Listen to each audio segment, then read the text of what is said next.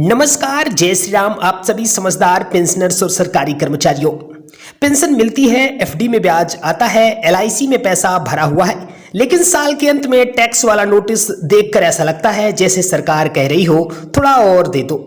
पर आप टेंशन न लीजिए, आज हम आपको बताने वाले हैं वो सारे लीगल और आसान तरीके जिनसे आप अपना टैक्स बचा सकते हैं। और बचा हुआ पैसे वो तो आपके पोते के चॉकलेट से लेकर घर की सब्जी तक काम आएगा। वीडियो को अंत तक जरूर देखिएगा, क्योंकि आखिर में एक ऐसी टिप्स मिलने वाली है जो ज्यादातर लोग सीए से भी नहीं पहुंच पाते हैं। स्टैंडर्ड डिडक्शन सरकार की तरफ से गिफ्ट। जी हाँ, सबसे पहले बात करते हैं स्टैंडर्ड डिडक्शन की। ये बिल्कुल वैसे ही है जैसे शादी में बिना बुलाए भी मिठाई का डिब्बा पकड़ाया जाता है। अगर आप पेंशन पा रहे हैं या सैलरी में हैं तो सरकार कहती है भाई साहब 50,000 आप रख लीजिए, टैक्स नहीं लेंगे। कोई पेपर नहीं, कोई घूस नहीं, सीधा फायदा। बस आईटीआर में ध्यान से भरना है, और अगर नहीं भरते तो खुद ही आप घाटे में चले जाएंगे।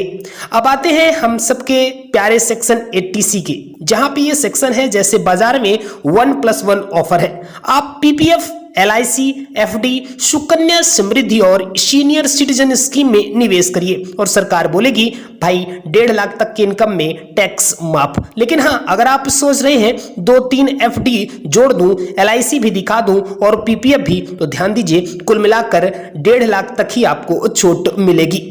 अब बात हेल्थ की, यानी सेक्शन 80D की। आगे देखिए, उम्र बढ़ रही है, बीमारियां भी आती हैं, लेकिन अगर आपने हेल्थ इंश्योरेंस ले रखा है तो 50,000 तक की टैक्स छूट इसमें भी आपको मिल सकती है।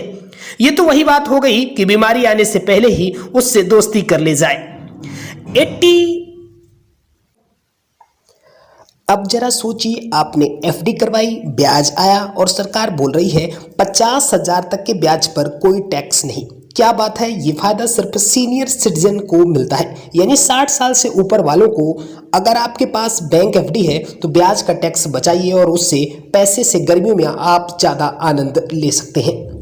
अब आता है थोड़ा चालाकी वाला हिस्सा। अगर आपकी पत्नी की इनकम नहीं है तो एफडी उनके नाम करिए, इनकम उनके नाम गिना जाएगा और आप टैक्स बचा लेंगे। और अगर आप पोते को गिफ्ट देना है तो 50,000 तक का गिफ्ट टैक्स फ्री है। बस ये ना हो कि सब कुछ नगद दे दिया गया है और बाद में कहें कि टैक्स वाला पकड़ लिया।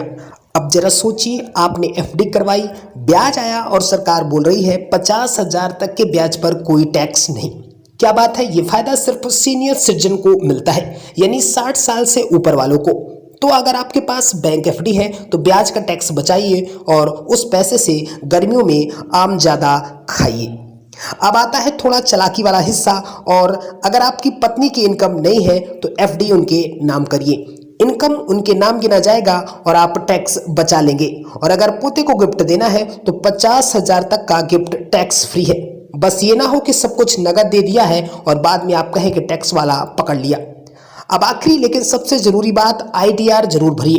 कई लोग सोचते हैं कि हमारा तो टैक्स बनता ही नहीं, इसको क्यों भरे। तो सुनिए, बिना आईटीआर के कोई रिफंड नहीं मिलेगा, कोई छूट नहीं मिलेगी और फ्यूचर में नुकसान आपका ही होगा। जैसे लोग शादी का कार्ड नहीं भेजते और फिर कहते हैं भाई खुद ही समझते जाते जाना।